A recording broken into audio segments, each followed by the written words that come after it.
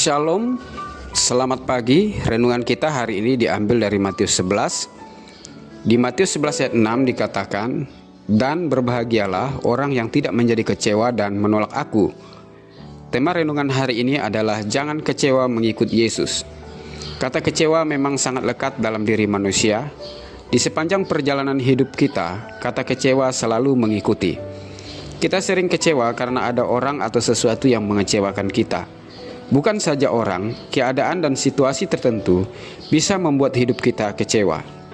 Ada orang kecewa karena keadaan, sakit penyakit yang tak kunjung sembuh, keadaan ekonomi yang tidak membaik, dikecewakan suami atau istri, kecewa di tempat kerja, tempat pelayanan, kecewa belum mendapat jodoh.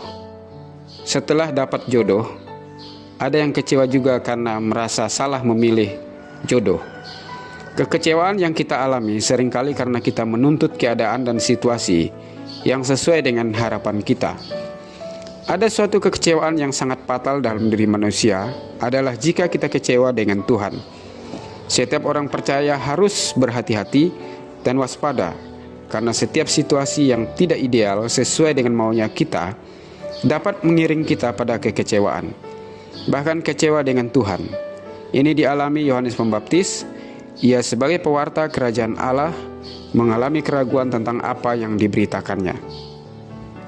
Dalam penjara, Yohanes Pembaptis ragu tentang siapakah Mesias yang diberitakannya. Imannya mulai goncang karena situasi sulit di penjara. Ia sudah berdoa, berseru kepada Tuhan, meminta pertolongan dan kelepasan. Situasi bukannya semakin baik, bahkan tidak berubah. Situasi ini bisa dialami oleh siapapun. Kecewa dengan Tuhan karena mengalami keadaan yang semakin tidak sesuai harapan. Tuhan Yesus mengingatkan kita, berbahagialah kita yang tidak kecewa dan menolak Dia. Kerajaan Allah diberitakan Yohanes Pembaptis, diberitakan oleh Tuhan Yesus. Banyak orang menolak pemberitaan Yohanes dan Tuhan Yesus. Yohanes datang menampilkan gaya hidup seorang nabi. Ia ditolak dan dianggap kerasukan setan. Yesus datang menjadi manusia. Ia bergaul erat dengan siapapun seperti kebanyakan orang.